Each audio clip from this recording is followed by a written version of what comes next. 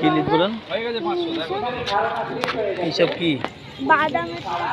বাদাম কাল তো বাড়ি থাকবে না, কেউ বাদাম দিয়ে কি করে? খাই বলে বললো তাহলে জিলিপি অল্প করে একটু বাদাম খাই বললো। আর লাল গাজা রেসিপি বলো। লাল গজা নেই তো। লাল গাজা নেই, ঠিক আছে। আমি একটা আইসক্রিম কিনবো, কর্নাটো কর্ন। ও বাবা, তোমার আম্মুর কথা তাহলে শেষ। ঠিক আছে, ওকে কত টাকা নেবো? 250 বাদাম দাও। 250 বাদাম দাও। ওটা কাকু না দাদু হয়? হাত দিও না, হাত দিও না।